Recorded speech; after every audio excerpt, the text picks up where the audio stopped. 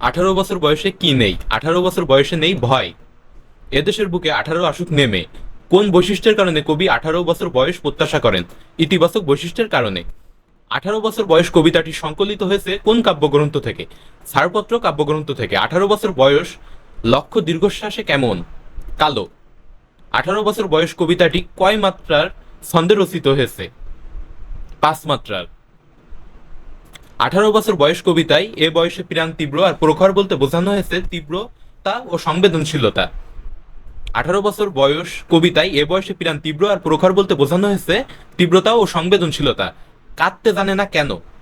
আত্মপ্রত্যয়ী বলে। এ বয়সে মানুষ কাঁদতে জানে না কারণ আত্মপ্রত্যয়ী এজন্য।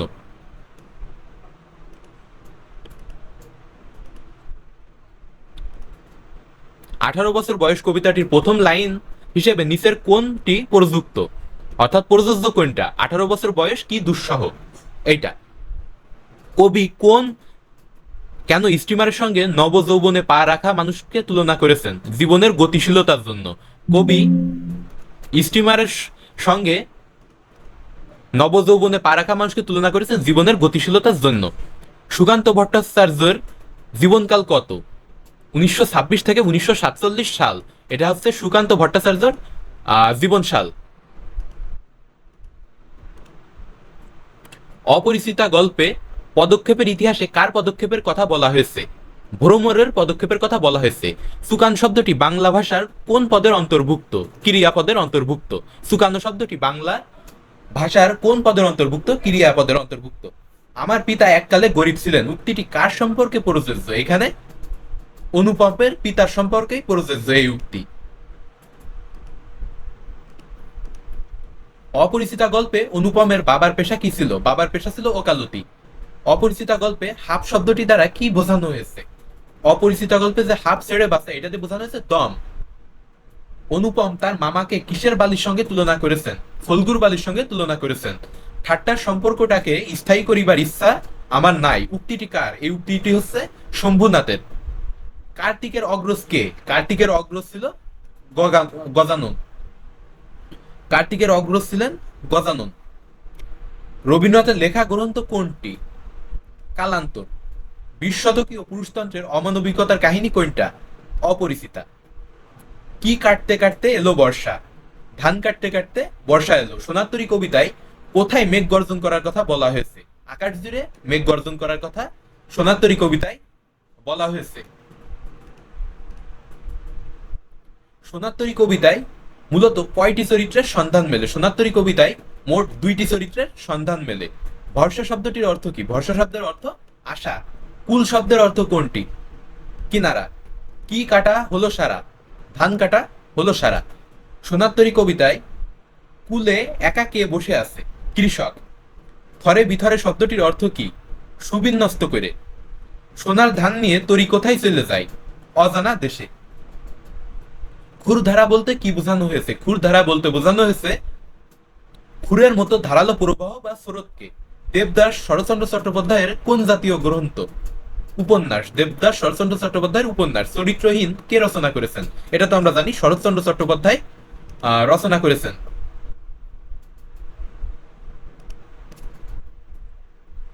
কোনটি শরৎচন্দ্র চট্টোপাধ্যায়ের রচিত উপন্যাস? এখানে একমাত্র শরৎচন্দ্র চট্টোপাধ্যায়ের রচিত উপন্যাস হচ্ছে শ্রীকান্ত। গৃহদাহ উপন্যাসের রচয়িতা কে? শরৎচন্দ্র চট্টোপাধ্যায়। গৃহদাহ উপন্যাসের রচয়িতা শরৎচন্দ্র চট্টোপাধ্যায়। কোনগুলো শরৎচন্দ্র চট্টোপাধ্যায় রচিত উপন্যাস? চরিত্রহীন, দেনা পাওনা। কোনগুলো শরৎচন্দ্র চট্টোপাধ্যায় রচিত উপন্যাস? চরিত্রহীন আর দেনা পাওনা। সাহিত্যকর্মের স্বীকৃতি হিসেবে ঢাকা বিশ্ববিদ্যালয় শরৎচন্দ্র চট্টোপাধ্যায়কে কত সালে ডিলিট ডিগ্রি প্রদান করে? 1936 সালে সাহিত্যকর্মের স্বীকৃতি স্বরূপ ঢাকা বিশ্ববিদ্যালয় শরৎচন্দ্র চট্টোপাধ্যায়কে ডিলিট ডিগ্রি প্রদান করেছেন। শরৎচন্দ্র মৃত্যুবরণ করে কত সালে? 1938 সালে। শরৎচন্দ্র চট্টোপাধ্যায় কোথায় মৃত্যুবরণ করেছেন? কলকাতায়। শরৎচন্দ্র চট্টোপাধ্যায় মৃত্যুবরণ করেছেন কলকাতায়। নেড়ার স্কুলে যাতায়াতের পথ কত ক্রোশ দূরে? নেড়ার স্কুলে যাতায়াতের পথ মোট 2 ক্রোশ দূরে। নেড়ার স্কুলে যাতায়াতের পথ মোট 2 ক্রোশ দূরে। নেড়া ও তার সহপাঠীরা 2 ক্রোশ পথ হেঁটে যাওয়ার কারণ কি? এই হেঁটে যাওয়ার কারণ হচ্ছে স্কুল কাছে না হওয়াতে তারা হেঁটে যায়। মাসিপিসি গল্পে চৌকিদার কে? মাসিপিসি গল্পে চৌকিদারের নাম ছিল কানাই। মাসিপিসি গল্পের উপজীব্য বিষয় কি? স্বামী কর্তৃক যে নারী নির্যাতন, সেটাই মাসিপিসি গল্পের উপজীব্য বিষয়। মাসিপিসি গল্পটি প্রথম প্রকাশিত হয় কোন পত্রিকায়? পূর্বাশা পত্রিকায়। মাসিপিসি গল্পে বিধবার চরিত্রে মিল কিসে? দায়িত্বশীলতা ও মানবিক জীবন যুদ্ধে। এইখানে বিধবার চরিত্রের মিল। মানিক বন্দ্যোপাধ্যায়ের পিতৃপ্রদত্ত নাম? প্রবোধ কুমার বন্দ্যোপাধ্যায়। প্রবোধ কুমার বন্দ্যোপাধ্যায়। মাসিপিসি গল্পে আয় না বজ্জাত হারামজাদারা উক্তিটি করেছে কে? পিসি। এই উক্তিটি করেছে পিসি। নিচের কোনটি মানিক বন্দ্যোপাধ্যায়ের রচনা? পদ্মা নদীর মাঝি। এটা হচ্ছে মানিক বন্দ্যোপাধ্যায়ের রচনা। কোন বেলায় খালে পুরো ভাটা? দুপুর শেষ বেলায় খালে পুরো ভাটা। কোন বেলায় খালে পুরো ভাটা? শেষ বেলা। জল নেমে গিয়ে কি বেরিয়ে পড়েছে? জল নেমে গিয়ে বেরিয়ে পড়েছে ইট পাটকেল। মাসিপিসি গল্পে পুলটি কিসের তৈরি ছিল? মাসিপিসি গল্পে পুলটি তৈরি ছিল কংক্রিটের। মাসিপিসি গল্পে পুলটি তৈরি ছিল কংক্রিটের। মাসিপিসি গল্পে খড় তোলা হচ্ছে পাড়ে। মাসিপিসি গল্পে খড় তোলা হচ্ছে পাড়ে। মাসিপিসি গল্পে সালতি থেকে কয়জন মাথায় খড় তুলে দিচ্ছে? মোট 2 জন। সালতি থেকে খড় তুলে দিচ্ছে মোট 2 জন। মাসিপিসি গল্পে লগি ঠেলছে কারা? মাসিপিসি গল্পে লগি ঠেলছে 2 জন পৌরা বিধবা। পৌরা বিধবা মানে কি? এর অর্থ হচ্ছে আধ বয়সী বিধবা। কৈলাস কার মাথায় খড় চাপাতে ব্যস্ত ছিল? কৈলাস বাহকের মাথায় খড় চাপাতে ব্যস্ত ছিল। 6 দফা আন্দোলনের প্রবক্তা ছিলেন বঙ্গবন্ধু শেখ মুজিবুর রহমান। বঙ্গবন্ধুর স্বদেশ প্রত্যাবর্তন দিবস কবে? 10 জানুয়ারি 1972। বঙ্গবন্ধুর স্বদেশ প্রত্যাবর্তন দিবস 10 জানুয়ারি 1972। বঙ্গবন্ধুর ক্ষেত্রে কোন বিশেষণ সর্বাধিক প্রযোজ্য? অবিসংবাদিত নেতা বিশেষণটি সর্বাধিক প্রযোজ্য। শেখ মুজিবুর রহমান রাত কয়টায় স্টেশনে এসেছিলেন? রাত 11টায়। শেখ মুজিবুর রহমান স্টেশনে এসেছিলেন রাত 11টায়। অনশন ধর্মঘটের কতদিন পর শেখ মুজিবুর রহমান অসুস্থ হয়ে পড়েছিলেন? 2 দিন পর। অনশন ধর্মঘটের 2 দিন পরই বঙ্গবন্ধু অসুস্থ হয়ে পড়েছিলেন। অনশনের পর শেখ মুজিবুর রহমানকে কিভাবে খাওয়ানো হয়েছিল? নাকে নল দিয়ে। বেলুসি ভদ্রলোক কে? বেলুসি ভদ্রলোক ছিলেন সুবেদার। 22শে ফেব্রুয়ারি ফরিদপুরে কি হয়েছিল? শোভাযাত্রা। 22 ফেব্রুয়ারি ফরিদপুরে হয়েছিল শোভাযাত্রা। মাতৃভাষা আন্দোলনে পৃথিবীর প্রথম রক্ত দিয়েছে কারা? একমাত্র বাঙালিরা। মাতৃভাষা আন্দোলনে পৃথিবীতে প্রথম রক্ত দিয়েছে কারা? বাঙালিরা। মানুষ কখন পদে পদে ভুল করে? যখন তার পতনের সময় আসে। মানুষ কখন পদে পদে ভুল করে? যখন পতনের সময় আসে। নিচের কোনটি শামসুর রহমানের রচনা? বিধ্বস্ত নীলিমা হচ্ছে শামসুর রহমানের রচনা। নিচের কোনটি শামসুর রহমানের রচনা? বিধ্বস্ত নীলিমা। বুক তার বাংলাদেশের হৃদয় কাব্যগ্রন্থের লেখক কে?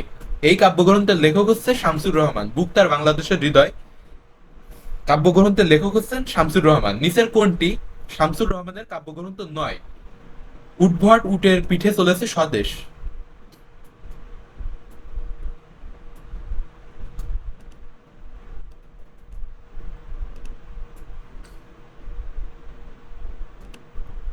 নিচের কোনটি শামসুর রহমানের কাব্যগ্রন্থ নয়?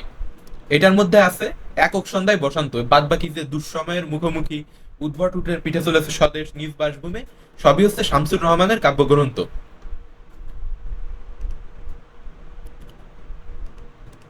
চেতনার রং বলতে কবি বুঝিয়েছেন ভাষা আন্দোলন। চেতনার রং বলতে বোঝানো হয়েছে ভাষা আন্দোলন।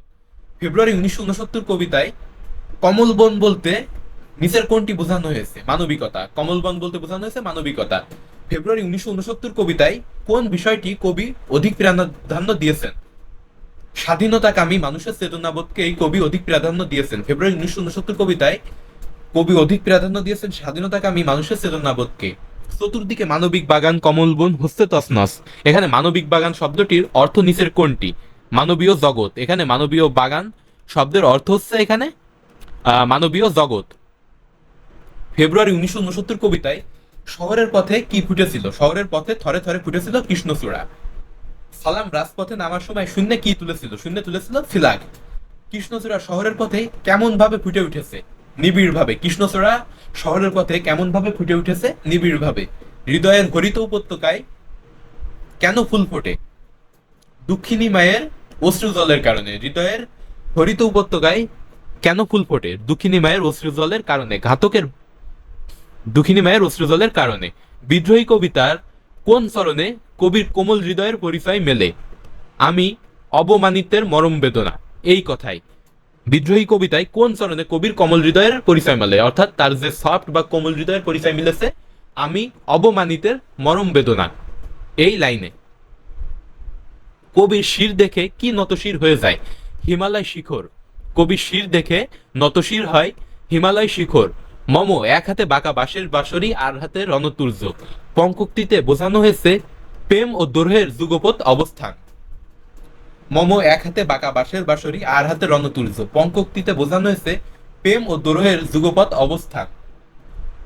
কবি ঘুমসুমু দিয়ে কি করেন? কবি ঘুমসুমো দিয়ে করেন নিখিল বিশ্বকে নিঝুম করেন। প্রতিদান কবিতায় কবি অন্যের ঘর বাঁধে দিতে চান কেন? সুন্দর পৃথিবী নির্মাণের মানুষে। প্রতিদান কবিতায় কবি অন্যের ঘর বাঁধে দিতে চান সুন্দর পৃথিবী নির্মাণের মানুষে। প্রতিদান কবিতায় কবি পরকে কি বোঝাতে চেয়েছেন? প্রতিদান কবিতায় কবি পরকে বোঝাতে চেয়েছেন আপন হিসাবে। প্রতিদান কবিতায় কবি কেঁদে বেড়ান কেন? তার কারণ হচ্ছে পরকে আপন করতে। প্রতিদান কবিতায় আমার এ কুল ভাঙ্গিয়াছে যে বা আমি তার কুল বাঁধি, এই চরণটির সার্থকতা কিসে নিরূপিত হয়েছে? এই চরণের সার্থকতা নিরূপিত হয়েছে অনিষ্টকারীর প্রতি ক্ষমা ও উদারতায়। সতীশ রূপমকে কোনো ধরনের সাহায্য না করলে রূপম সতীশের জন্য নিবেদিত পিরান, কিন্তু অনিক ও বাঁধন তা সহ্য করতে পারে না। আপন করিয়া কাঁদিয়া বেড়ায় যে মরে করেছে পর। চরণটির সাথে নিচের কোন চরিত্রের মিল আছে? এইখানে রূপম চরিত্রের মিল আছে, কারণ এখানে সতীশ রূপমকে হেল্প না করলেও রূপম সতীশের জন্য নিবেদিত প্রাণ, অর্থাৎ অলওয়েজ ডেডিকেটেড। প্রতিদান কবিতায় আপন করিতে কাঁদিয়া বেড়ায় যে মোরে করেছে পর। পঙ্কোক্তিতে বোঝানো হয়েছে ক্ষমাশীলতা। প্রতিদান কবিতায় যে মোরে করিল পথের বিরাগী, এ পঙ্কোক্তির পরবর্তী চরণ কি? পথে পথে আমি ফিরি তাল লাগি। এর পরবর্তী চরণ হচ্ছে পথে পথে ফিরি আমি তাল লাগি। যে মোরে করিল পথের বিরাগী, পথে পথে ফিরি আমি তাল লগি। প্রতিদান কবিতায় কবি পথে পথে কাকে খুঁজছেন? যে কবি পথের বিরাগী করেছে তাকে খুঁজছেন। কবি খুঁজছেন তাকে যে কবির পথের বিরাগী করেছে। জসিমউদ্দিন কোন জেলায়? ফরিদপুর জেলায় জন্মগ্রহণ করেছে জসিমউদ্দিন। জসিমউদ্দিনের মামার বাড়ি কি? তাম্বুলখানা গ্রামে। জসিমউদ্দিনের মামার বাড়ি তাম্বুলখানা গ্রামে। জসিমউদ্দিন কত সালে জন্মগ্রহণ করে? 1 জানুয়ারি 1903 সালে। জসিমউদ্দিন জন্মগ্রহণ করে 1 জানুয়ারি 1903 সালে। জসিমউদ্দিনের বাবার নাম কি ছিল? আনসার উদ্দিন মোল্লা। জসিমউদ্দিনের বাবার নাম ছিল আনসার উদ্দিন মোল্লা। যে উত্তরাধিকারকে আমরা জীবনে প্রয়োগ করতে পারি তা হচ্ছে, এখানে 2 আর 3, তো 2 আর 3-এ বলা হয়েছে মানবিক চিন্তার আর আদর্শের। যে উত্তরাধিকারকে আমরা জীবনে প্রয়োগ করতে পারি তা হচ্ছে মানবিক চিন্তা ও আদর্শ। পৃথিবীতে বর্তমানে যাদের সংখ্যা দিন দিন বৃদ্ধি পাচ্ছে তারা হচ্ছে স্বদেশ বিতাড়িত মানুষের, অবহেলিত মানুষের, দুস্থ মানুষের। অর্থাৎ পৃথিবীতে বর্তমানে বৃদ্ধি পাচ্ছে